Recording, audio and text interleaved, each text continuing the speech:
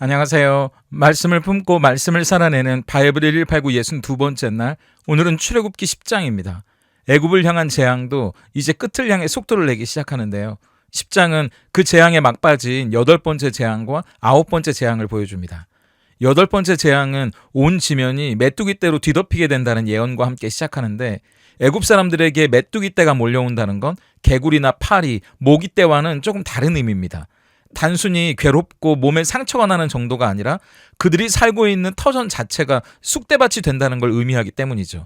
직전에 7번째 재앙이었던 우박의 피해 속에도 그나마 남아있던 농작물, 식량이 될 만한 것들을 이제는 메뚜기들이 다 먹어치워버려서 이제 정말 아무것도 남지 않게 될 거라는 이야기죠. 우리도 한 해 농사를 지었는데 멧돼지가 내려와서 밭을 다 밟아놓거나 해충이 돌면 결국 빈손으로 그 농사를 망치는 것처럼, 고대에는 이 메뚜기 떼들에 의해 피해를 입는 것이 거의 사망 선고나 다름없었다고 하더라고요. 그러니까 7번째 우박 재앙 때는 바로와 한 통속이었던 신하들까지도 이제 돌아서게 됩니다. 바로에게 이쯤에서 이스라엘 백성들을 그냥 보내주자고 건의하지만 바로는 끝까지 그 이야기를 듣지 않고 고집을 부려요. 이스라엘 백성들이 광야로 가는 건 오케이. 대신 어른 남자만 가고 나머지는 두고 가라고, 여자와 아이들은 볼모로 잡아두겠다고 성질을 부리고 쫓아냅니다. 결국 하나님이 보내신 메뚜기 떼들이 그야말로 애굽 온 땅을 덮어 그 땅을 황폐하게 만들어버리는 일이 일어납니다. 이건 애굽 사람들이 한 해를 빌던 농사의 신인 세트, 추수를 책임지는 신들에게 여호와 하나님만이 참 하나님이시라는 것을 선포한 것이죠. 결국 바로는 회개하는 척하면서 용서를 구하지만 메뚜기가 사라지자 다시 예전의 완고한 모습으로 돌아가 버리고 맙니다. 이제 이어지는 9번째 재앙은 애굽의 땅에 빛이 사라져버리는 일이 일어나는데요. 낮에 태양과 밤에 달까지 빛을 잃고 그야말로 온 세상이 깜깜해집니다. 이건 애굽 사람들이 섬기던 신 중의 신, 태양신 라에 대한 여호와 하나님의 최종적인 승리를 선포하신 거죠. 애굽의 왕 바로는 바로 그 태양신의 아들, 태양신이 이 땅에 내려온 거라고 생각했을 정도였으니까요. 그런데 하나님이 빛을 감추셨는데 그 바로 태양신의 아들이라는 사람이 속수무책 아무것도 할 수 없는 겁니다.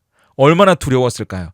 태어날 때부터 장애를 가진 분들과 달리 나중에 사고나 질병으로 장애를 갖게 되는 분들에게 가장 두렵고 그 충격이 큰 장애가 시력을 잃는 거라고 하더라고요.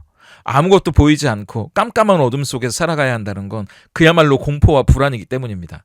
30년 전에 미국 LA에서 폭동이 일어났잖아요. 전기가 끊기고 그야말로 도시가 어둠 속에 갇혔을 때 멀쩡하던 사람들이 슈퍼마켓을 털고 부녀자를 폭행하는 일들이 벌어지잖아요.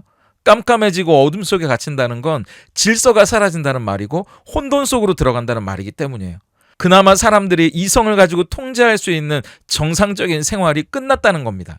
그런 무섭고 불안한 날들이 3일간이나 이어졌으니까 얼마나 힘들었을까요? 그리고 무엇보다 빛이 사라졌다는 건 이제 세상이 끝난 것처럼 여겨지지 않았겠어요? 오죽하면 태양의 신이야말로 최고의 신이라고 여길 정도로 내리쬐는 햇빛 속에 곡식이 자라가고 최고의 문명을 구가하며 초강대국으로 자리 잡은 애굽이었으니까요. 그런데 신기하게도 이스라엘 사람들이 사는 곳에는 빛이 있었다는 겁니다. 너무 신기하잖아요. 이건 이스라엘의 하나님, 여호와라는 신이야말로 진짜 하나님이라는 걸 인정하지 않을 수 없는 일이 된 거죠. 결국 바로가 모세를 불러 협상을 하는데, 이번에는 이스라엘 백성들이 다 가도 좋다고 이야기합니다. 여자들, 어린아이들까지 다 가도 좋다. 대신 양과 소, 가축들은 놓고 가라고 이야기합니다. 왕이라면서 끝까지 구질구질한 자기 욕망, 자기 수준만 들키게 되고 당연히 모세는 그 제안을 거절하죠. 제사에 쓸 제물이자 식량이 될 텐데 그 가축들을 두고 갈 수는 없는 일이니까요. 결국 다시는 우리 얼굴 볼 일 없게 하자는 유치한 바로와 모세의 대화로 이 10장이 마무리되고 드디어 10번째 재앙으로 넘어가는 길목에 서게 됩니다. 이 애굽에 내리는 10가지의 재앙들이 진행되면서 특히 하나님은 8번째 재앙에서 이 재앙들을 내리시는 목적을 이야기하시는데요. 1절과 2절을 보세요. 여호와께서 모세에게 이르시되 바로에게로 들어가라. 내가 그의 마음과 그의 신하들의 마음을 완강하게 함은 나의 표징을 그들 중에 보이기 위함이며 내가 애굽에서 행한 일들 곧 내가 그들 가운데서 행한 표징을 내 아들과 내 자손의 귀에 전하기 위함이라. 너희는 내가 여호와인 줄을 알리라. 우선 하나님은 여기서 10가지 재앙을 재앙이라고 하지 않고 표징이라고 말씀하시는데요. 표징이 뭡니까? 진짜 하고 싶은 말은 따로 있다는 거죠. 그리고 그 말을 보기 위한 일종의 사인으로 이 표징을 사용하신다는 거예요. 기적과 심판, 재앙이 신기하고 대단한 게 아니라 그 너머에 그걸 통해서 보여주고 싶은 건 따로 있으셨다는 말입니다. 손가락으로 달을 가리키면 달을 봐야지 이 손가락을 보면 안 되는 것처럼 10가지의 재앙이 가리키는 것은 단 하나, 이 땅의 하나님은 오직 한 분, 여호와 하나님이라는 사실입니다. 그리고 이런 재앙들을 통해 그걸 경험하고 알게 됐다면 그걸로 끝나게 하지 말고 반드시 내 아들과 내 자손의 귀에 하나님만이 유일하신 참 하나님이라는 것을 전하고 가르치라고 이야기하시는 거죠. 우리는 여기서 내가 경험한 하나님을 자녀와 가족들에게 전할 수 있어야 한다는 걸 부정할 수 없습니다. 애굽 사람들이 최고의 신이라고 섬기고 머리를 조아리며 인생을 바치던 그 신들을 하나씩 차례로 도장 깨기 하듯이 무너뜨리시는 이유는 이 세상에 오직 유일하신 참 하나님은 여호와 하나님밖에 없고 그 하나님이야말로 우리를 지으신 분, 우리 인생을 걸만한 분이라는 걸 절대 잊지 않도록 10가지 재앙으로 확실하게 보여주시는 거죠. 그리고 이스라엘 백성들의 유전자, 그 뼛속까지 깊이 새겨 넣으시는 겁니다. 세계 초강대국 애굽에 이런 일을 행하시면 주변 나라들의 소문나는 건 금방이니까 여호와 하나님이 진짜 하나님이고 이스라엘 민족이 그의 백성이라는 건 온 세상 사람들이 다 알게 되는 겁니다. 그런데 그것뿐이 아니에요. 이스라엘 백성들에게도 그건 필요합니다. 400년 동안 애굽에 살면서 얼마나 그들이 애굽스럽게 변했겠어요? 이스라엘의 정체성을 지키려고 노력은 했겠죠.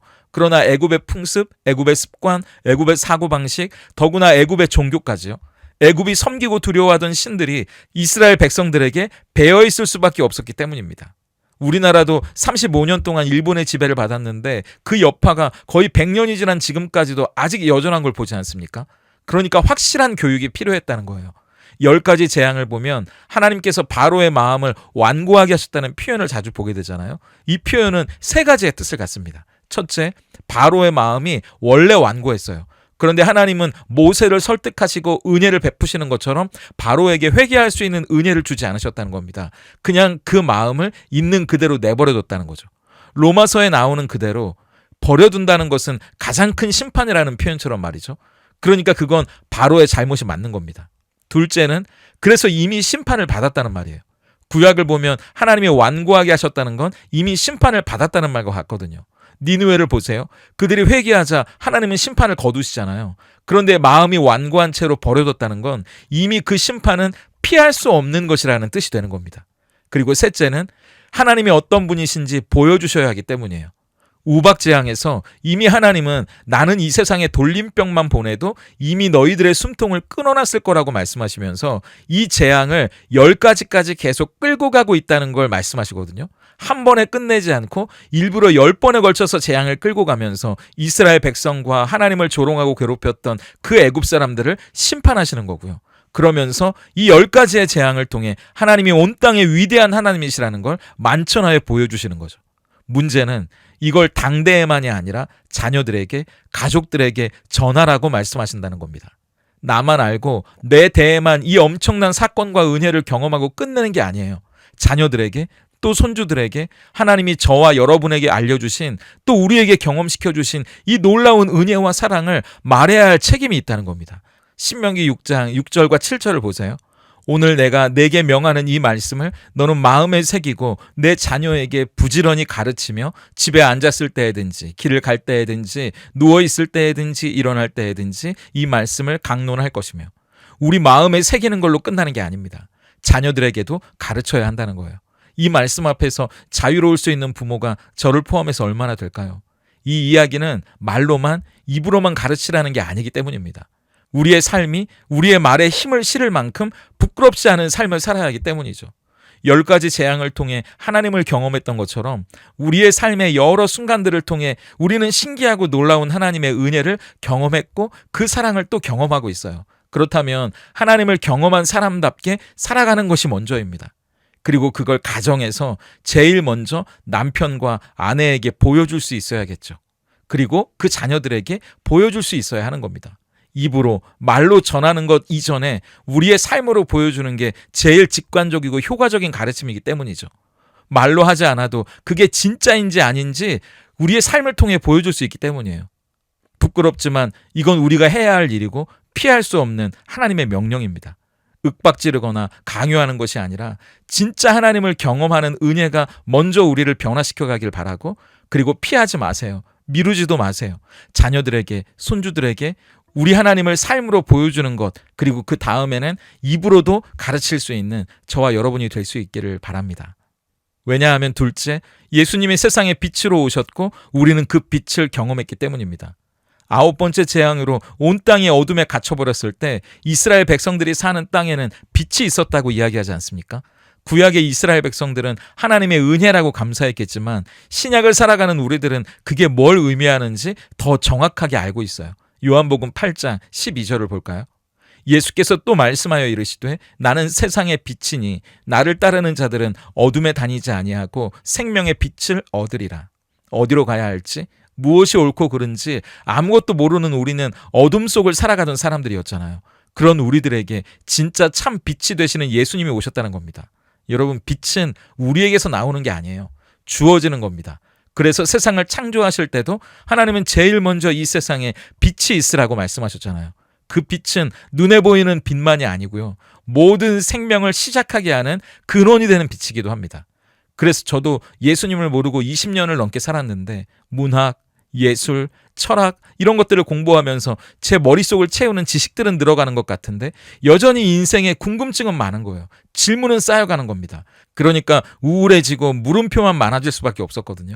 그러다가 예수님을 만나게 되니까 너무나 명쾌하게 제 인생이 정리되기 시작하더라고요. 모든 것이 분명해지고 질서가 생기기 시작하는 겁니다. 우울했던 물음표가 기쁨의 느낌표로 바뀌는 거죠. 빛이 있으라 말씀하셨던 그 기적의 말씀이 예수님으로 우리 안에 역사가 된 겁니다. 흑암이 기쁨 위에 있고 온 땅이 혼돈했던 것처럼 어두웠던 그 삶이 예수님으로 인해 목적과 계획이 분명한 삶이 되는 거죠. 그래서 예수님은 우리에게도 이렇게 말씀해 주시잖아요. 마태복음 5장 14절부터 16절입니다.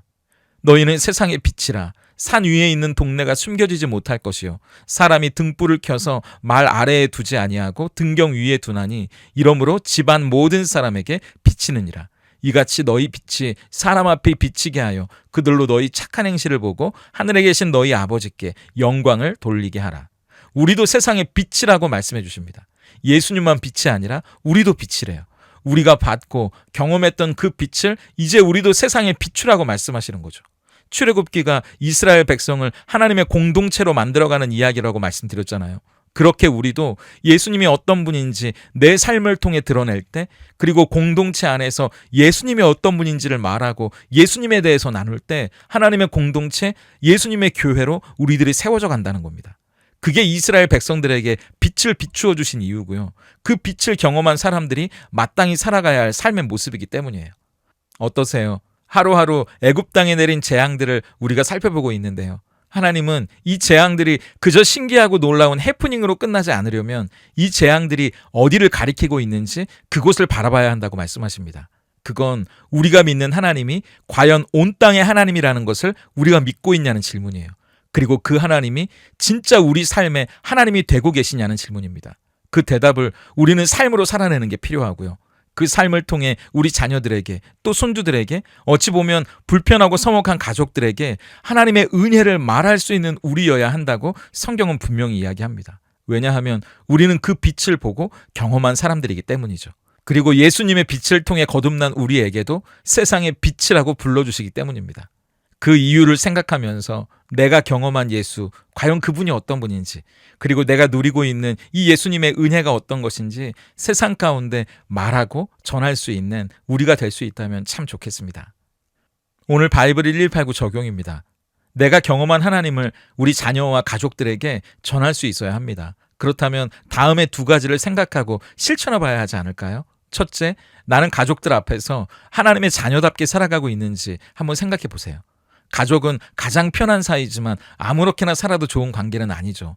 하나님을 경험한 사람답게 살아가기 위해 내가 가족들 안에서 고쳐야 할 습관이 있다면 뭔지 결단하고 실천해 볼 수 있으면 좋겠습니다. 둘째, 하나님을 경험한 사람답게 살아가는 것도 중요해요. 그런데 그것을 말로 고백하고 나누는 것도 또한 못지않게 중요합니다. 나는 하나님의 은혜에 대해 배우자에게, 또 자녀들에게 그것을 함께 나누는 시간들을 가지고 계신지, 그리고 앞으로 어떻게 그런 은혜들을 나누는 시간을 확보할 수 있는지, 또 나눌 수 있는지 생각해 보시고 실천해 보시면 좋겠습니다. 함께 기도하겠습니다. 어두운 세상에 참 빛이 되시고 삶의 소망이 되시는 예수님, 감사합니다.